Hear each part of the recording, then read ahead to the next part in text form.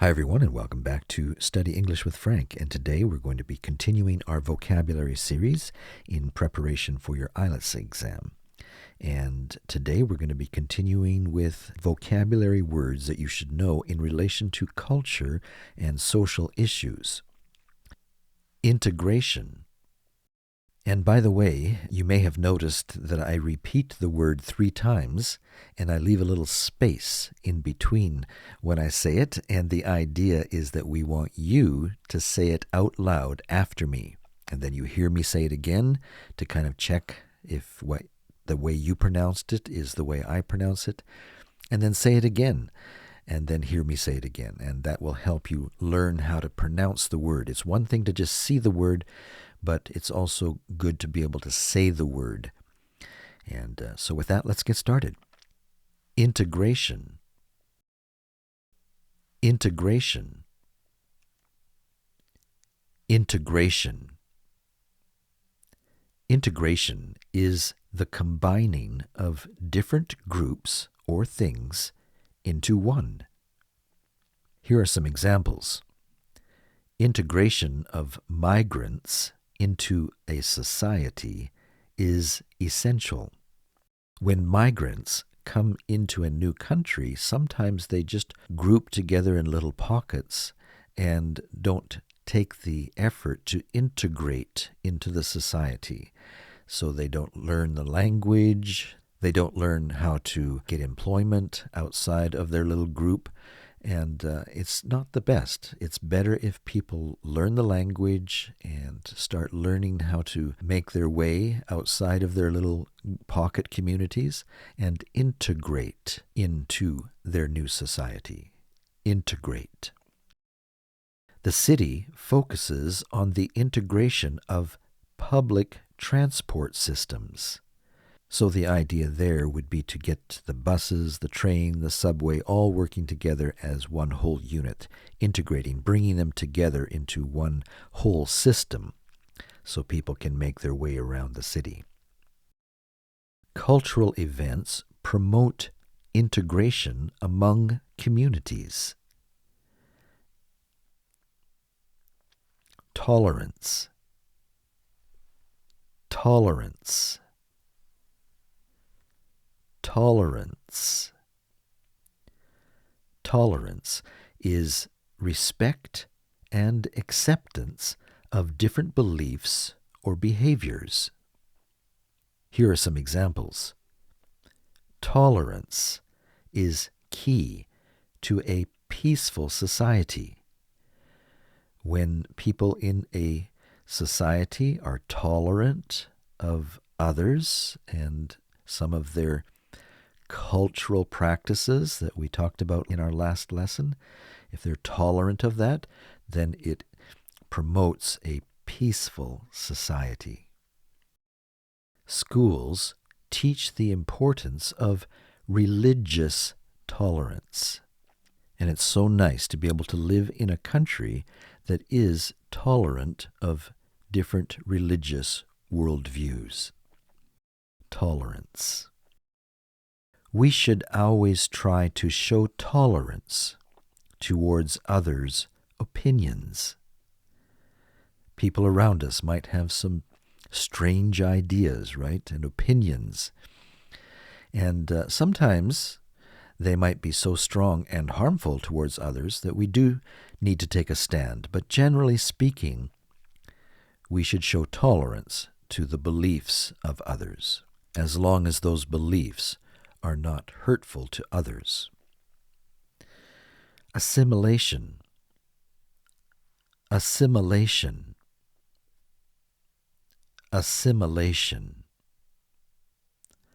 Assimilation is the process by which a person adopts the customs and attitudes of another group.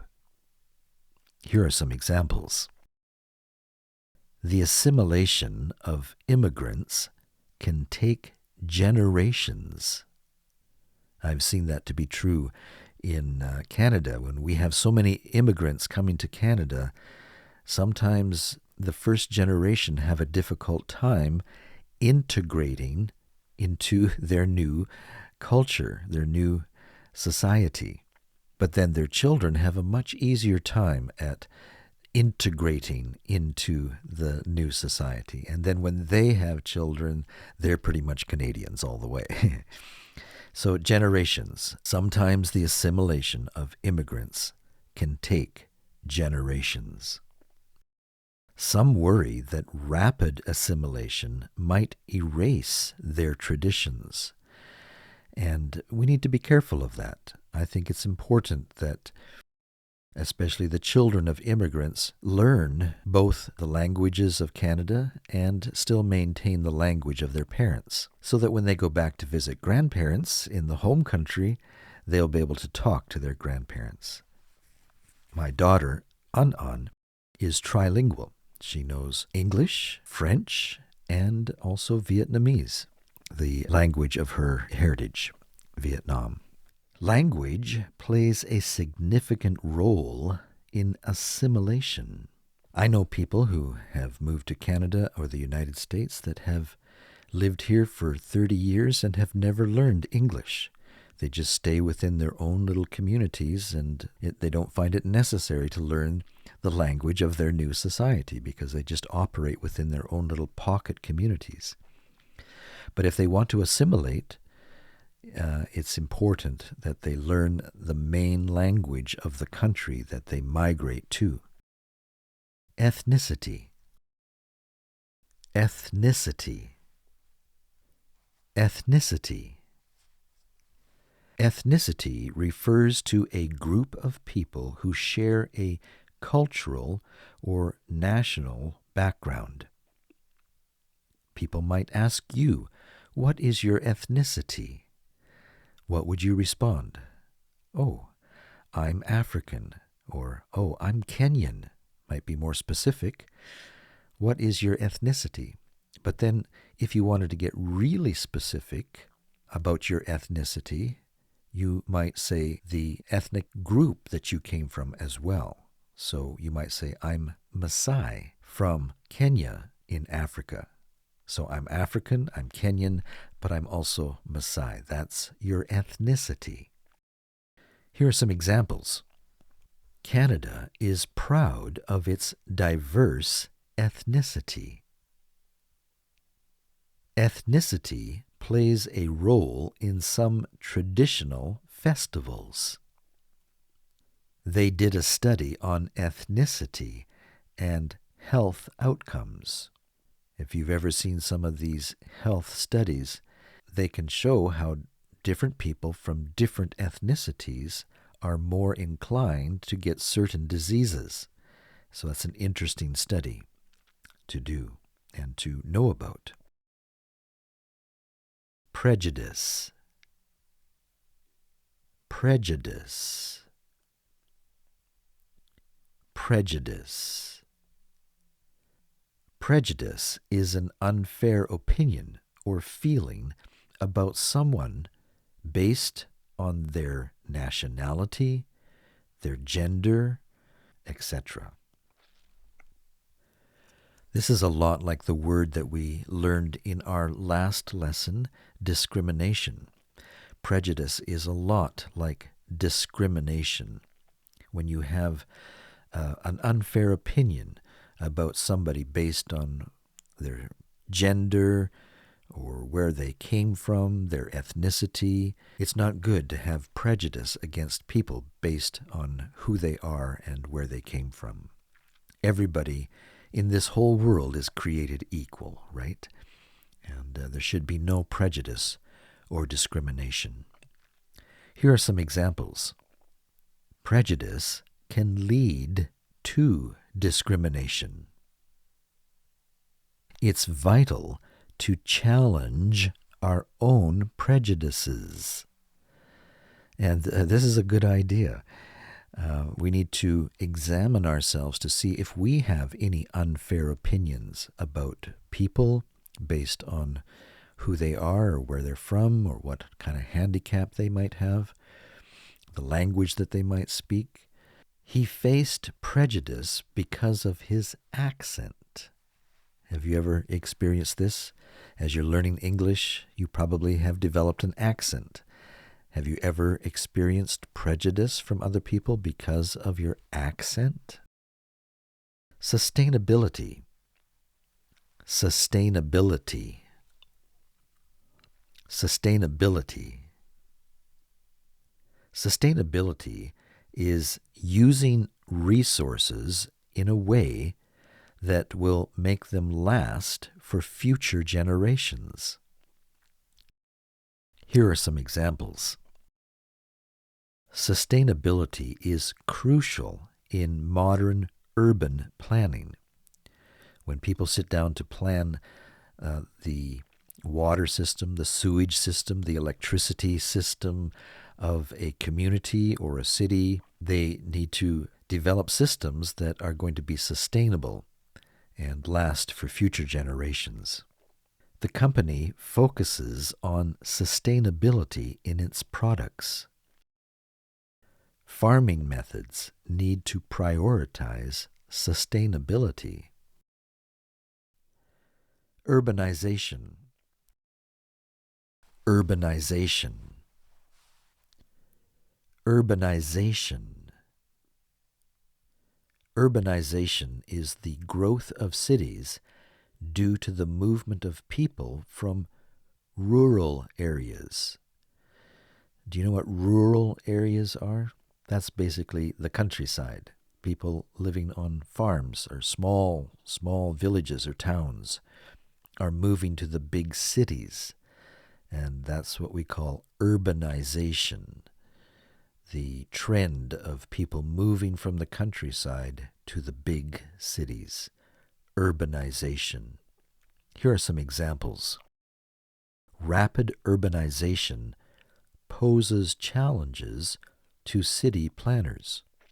You can imagine how difficult it would be if you were an engineer in a city to plan out how to accommodate all of the hundreds of thousands of people that are moving to your city. How can you plan out your systems in such a way that will make it sustainable? Urbanization has changed the face of many countries. With urbanization comes increased demand for services. Empowerment. Empowerment. Empowerment. Empowerment is giving people the authority or ability or power to do something. Here are some examples. Women's empowerment is essential for societal progress. We've talked about this in the past. By giving women their equal rights, their human rights, is very important to grow a peaceful society and make it prosperous, is when you give women empowerment. Education leads to the empowerment of youth. When children go to study at school, they become empowered to be successful in life, to gain a good career, a good job, and be able to serve others.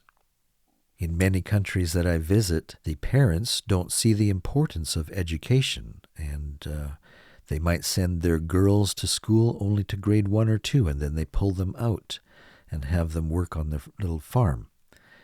And so they don't understand how important it is to empower their girls through education. Economic empowerment reduces poverty. So when you can teach someone how to run a small business out of their home, you are doing economic empowerment. Empowerment is a real buzzword in societies and in modern culture, and so it's a good word to know and understand what it means. Empowerment. Diversity. Diversity. Diversity. Diversity is having many different types or forms.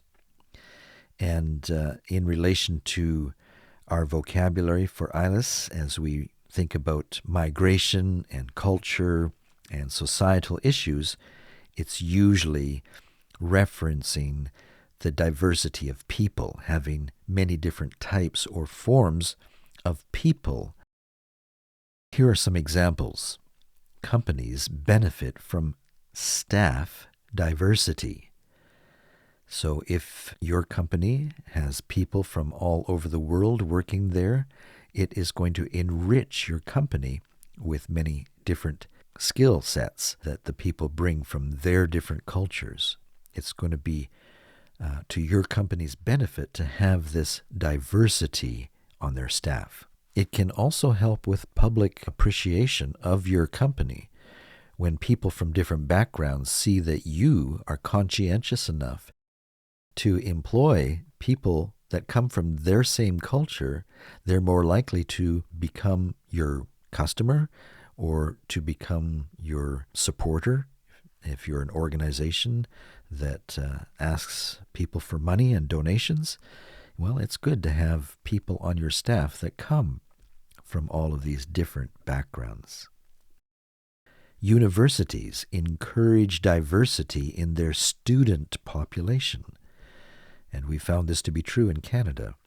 And so we encourage people from all over the world to come and study at our universities in Canada because it really enhances the university experience when you can study at a university that is multicultural.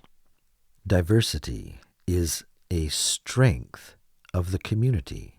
Here where we live in Canada, when I go for a walk and I see my neighbors, I realize that I am the ethnic minority in my neighborhood. I'm a white guy, but most of the other people that live in my subdivision are coming from many parts of the world. And that's just the way Canada is. It's very multicultural. And this has brought a lot of strength to Canada to have this diversity in our country, our nation. Marginalized. Marginalized. Marginalized. Marginalized is treating a group of people as unimportant or powerless. Here are some examples. Marginalized groups often face discrimination. We talked in our last lesson about ethnic minorities that live in the hillsides of many countries that I visit. And it's often true that these people are marginalized. In other words, the government of the country where they live do not treat them the same as the other citizens. So they might not get the same educational opportunities, they don't build the schools, they don't send the teachers, they might not have the health clinics or health cards, they might not even get citizenship papers. And so they are marginalized and kind of put to the edges of society. That's kind of what marginalized means, is you put them right to the margins of your country or your society, a place where people don't get the same services or access to services. He worked to uplift the marginalized sectors of society. How wonderful it is when people work to uplift people who have been marginalized. Advocacy is vital for the rights of the marginalized. All right, well, that does it for our list of 10 words. I hope that you found it helpful. Please let me know in the comments below if these types of lessons are something that you find valuable or are interested in. If you're going for your exam and you need some help, let me know, and that will give me a good idea whether or not I should continue with these lessons. If I don't hear from you, we'll probably shift and go a different direction and try and find the types of lessons that are most interesting to you. In fact, why don't you let me know in the comments? what lessons you would find helpful.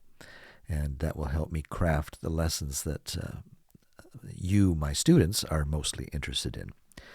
And so be sure and comment today and let me know what you're looking for, if this is the type of lesson that you want me to continue. And also whether or not you appreciate the extra comments that I make on these examples. I'm trying to make it easier to understand. You might have noticed the first two lessons that some of the examples were a little bit difficult to follow. And so I've simplified the examples as much as I can, and now I'm trying to explain them further. And so I'm hoping that will make it easier and more helpful to you. Let me know if that is something that is helpful to you as well. Or give me a suggestion of how to make it easier for you. All right, well, that does it for today. If you found it helpful, give it a like, and if you know of somebody else that is also studying for their exams, be sure and let them know about these lessons on the vocabulary. And if you haven't already done so, be sure and subscribe to the channel, and we'll see you next time here at Study English with Frank. So long for today.